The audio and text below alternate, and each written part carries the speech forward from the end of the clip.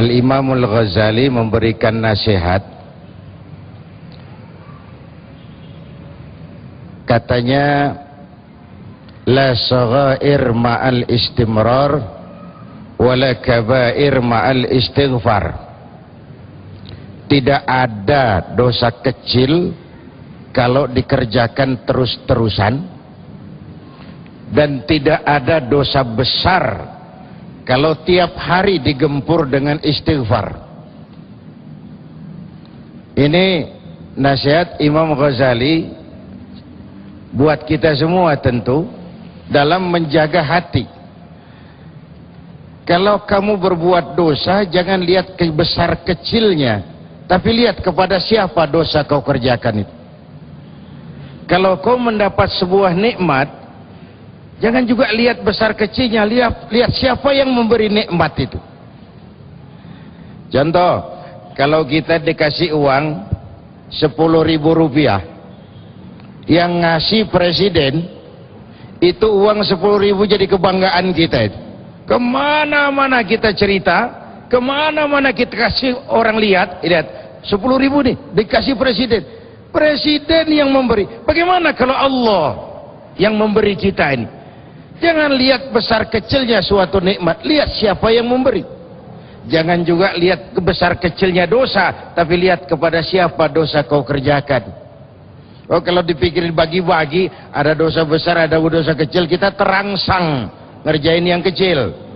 Kecil lah, enteng. Lalu ditumpuk-tumpuk, toh akhirnya jadi banyak juga. Nah, dalam konteks tema kita hari ini, kenapa sih muncul kekerasan sekarang ini? Di mana-mana. Kekerasan terhadap tenaga kerja.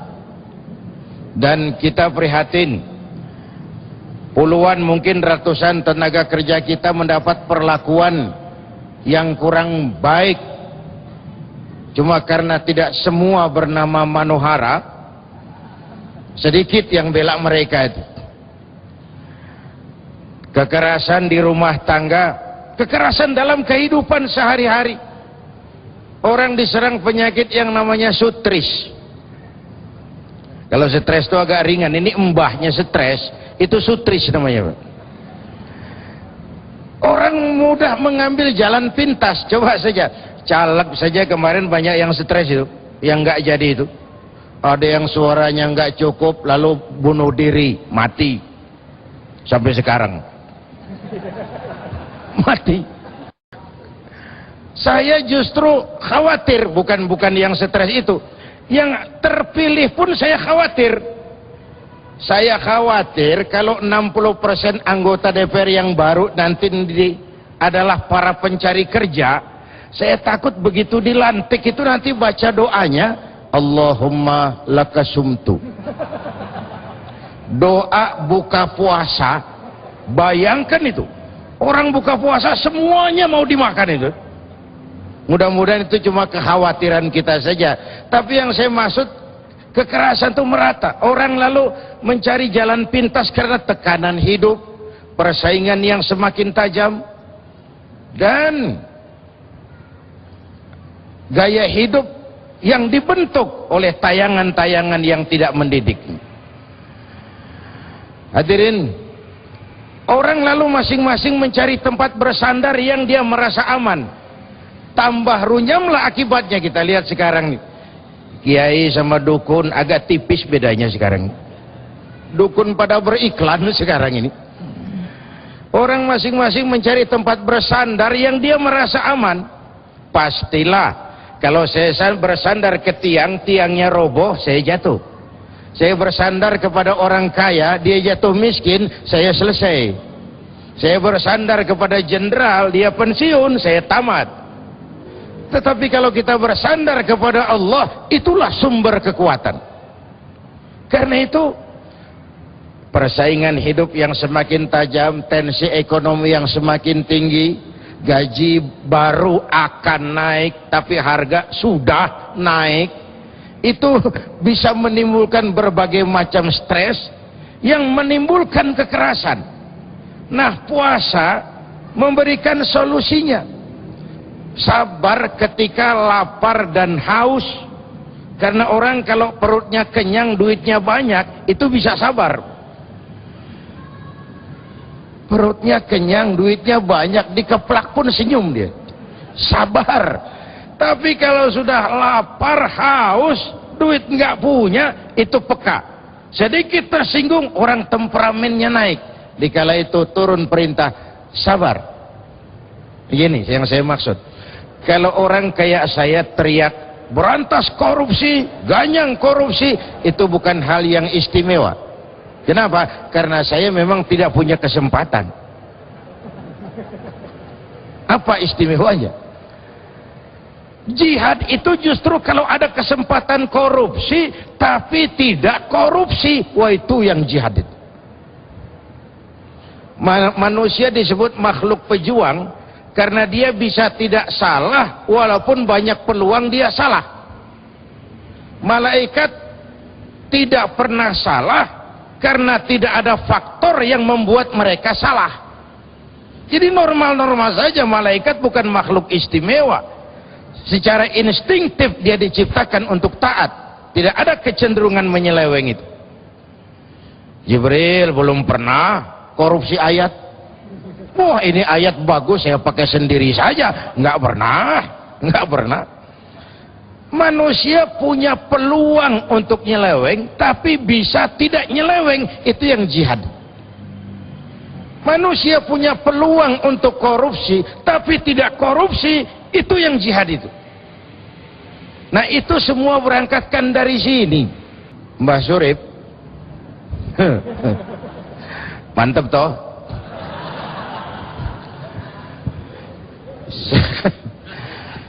Ini ngomong-ngomong Mbah Surip nih Pak Kiai. Nanti kita terusin, kita lanjut. Harus kita perhatikan. Dan masuk tadi ke Mbah Surip. Nah apa hubungannya tadi Mbah Surip? Bingung semuanya di sini dan juga pemirsa. Mau tak gendong kemana-mana apa gimana? Silakan Pak Kiai, fadhol Pak. Iya, pertama saya suka Mbah Surip karena dia original Pak. Dia adalah dirinya. Sekarang ini kan kita miskin seniman. Yang banyak sekarang ini karyawan seni. Maka yang muncul adalah seni-seni kacangan. Mbah Surip itu original. Tapi yang saya maksud adalah bahwa sebelum ku gendong itu tak gendong itu booming, ada lagu yang mirip-mirip seperti itu yang saya kaitkan dengan tema kita ini, Aribowo. Lagunya dipopulerkan oleh Gomblok tentang madu di tangan kananmu, racun di tangan kirimu. Saya melihat ini sebagai sebuah potret ketika kita memasuki abad entertain dan hidup harus memilih. Saya tadi katakan puasa membangun kelembutan hati, kelembutan melahirkan kesantunan. Kesantunan ini direfleksikan oleh seluruh anggota badan, bukan sekedar dekorasi, bukan sekedar sebuah pencitraan, tapi karakter pribadi. Kalau madu di tangan kanan, racun di tangan kiri, itu kondisi di mana memilih tidak sukar. Alamat jelas, madu di kanan, racun di kiri. Masa ambil yang di kiri? Goblok amat. Si amat aja nggak goblok. Entertain bisa membolak-balik loh. Sehingga madu di mana, racun di mana tidak jelas. Lebih celaka kadang-kadang banyak racun bermerek madu.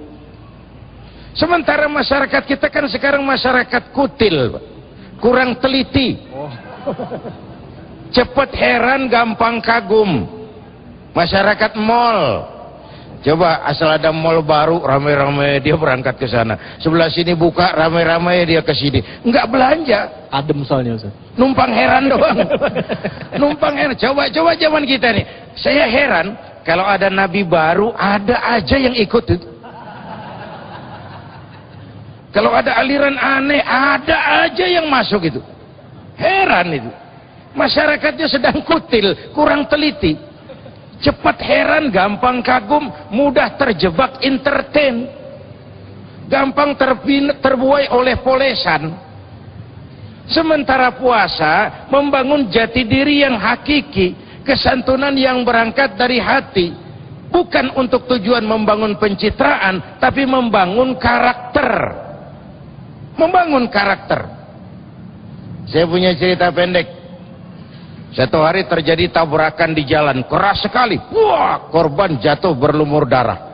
Digerubungi wartawan banyak. Datang wartawan, digerubungi orang banyak sekali korban itu. Datang wartawan, mau ambil gambar dari dekat sulit. Banyak sekali orang ngerubung. Cari akal ini wartawan. Tolong saya dikasih jalan ke dekat korban. Orang menoleh semua. Saudara siapa? Saya bapaknya korban katanya. Dia ngaku bapaknya korban, orang minggir semua. Orang minggir semua, dia maju ke depan, sampai di depan korban, pucat mukanya itu wartawan. Kenapa rupanya? Yang ketabrak anak monyet. Oh, dia sudah kadang ngaku bapaknya korban.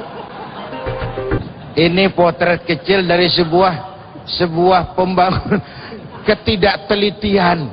Sementara kitanya ini ya kutil itu tadi, kurang teliti. Jadi ya, kalau belum kenal benar lah, jangan cepat-cepat memberikan legitimasi, maksud saya itu. Ya baik, terima kasih banyak Pak Kiai. Aduh, mudah-mudahan wartawannya bukan saya itu ya.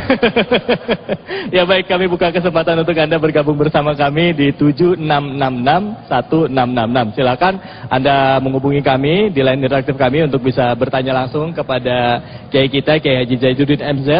Ya, sudah ada telepon masuk. Halo, assalamualaikum. Halo. Halo, assalamualaikum. Waalaikumsalam. Waalaikumsalam warahmatullahi wabarakatuh. Bapak siapa ini? Halo. Malah nggak jadi sih. Halo, iya Pak. Halo Pak. Assalamualaikum. Mati kok malah. Halo, assalamualaikum. Iya Pak. Waalaikumsalam. Ya, Bapak siapa di mana nih Pak? Ramlan di Cibinong Pak. Waduh Pak Ramlan di Cibinong, semangat sekali nih. Puasa Pak? Iya. Puasa Pak? Alhamdulillah, insyaallah. Amin ya Allah. Baik, silakan Pak. Pertanyaannya apa Pak? Tema kita tentang puasa melembutkan hati. Pertanyaannya Pak? Pertanyaannya, ya, yaitu sholat tarawih apakah merupakan melembutkan hati? Oh ya. Yang pertanyaannya saya begini. Ya. Setelah saya melaksanakan sholat tarawih dan sambung dengan witir, apakah malamnya bisa melaksanakan sholat tahajud lagi, Pak? Oh itu, ya baik. Ya, ada banyak pendapat yang macam-macam. Ya, baik, terima kasih banyak Pak. Ya, ini Pak Kiai gimana Pak Kiai? Ya, sebaiknya kalau memang masih berniat melanjutkan tahajud setelah tarawih, maka tarawihnya tidak usah ditutup dengan sholat witir dulu. Ya. Jadi cukup misalnya yang 11 cukup 8, jadi yang witirnya nggak usah ikut gitu ya Pak ya? Ya baik. Karena witir adalah penutup sholat malam. Sholat malam Ramadan kita sebut tarawih. Tarawih, ya. Kalau sudah misalnya terlanjur tarawih witir, secara etis nggak enak dibuka lagi. Secara etis gitu loh. Ya baik, terima kasih banyak Pak Kiai. Silakan ibu-ibu, bapak-bapak, di sini ada yang mau bertanya, silakan Pak. Ya, silakan. Baik, Bapak siapa? Oh, udah. Nih, jangan nanya soal witir lagi ya Pak ya. Silakan Pak. Bapak siapa? Ya, Assalamualaikum warahmatullahi wabarakatuh. Assalamualaikum. Ya, nama saya Narmodo dari Kebon Jeruk. Terima kasih Pak Ustadz jadi atas kesempatan ini, bahwa sesuai dengan tema bahwa puasa adalah menyebabkan kelembutan hati atau akan membawa kelembutan hati. Tetapi kalau kita lihat bahwa sekarang ini atau mungkin belakangan kita lihat ada mungkin saudara-saudara kita atau kawan-kawan kita barangkali yang seakidah itu melakukan satu tindakan-tindakan yang semacam ya teroris atau terorisme begitu.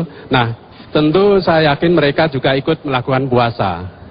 Tetapi kenapa melakukan tindakan kekerasan seperti ini? Apakah puasanya memang tidak diterima, ataukah ada yang salah di antara ajaran yang mereka terima? Demikian, terima kasih Ustadz. Wassalamualaikum warahmatullahi wabarakatuh. Tapi pada sisi lain melakukan tindakan kekerasan. Bapak Ibu hadirin yang saya hormati, kemarin kalau tidak salah saya sudah kita bicarakan sebagian tentang terorisme ini. Semua agama punya unsur radikalisme. Semua agama punya unsur fundamentalisme. Tapi tidak satu agama apapun yang boleh dikaitkan dengan terorisme. Agama bukan teror, teror pun bukan agama. Nah, bahwa kemudian ada tindakan kekerasan atas nama agama, itu barangkali resiko dari umat mayoritas.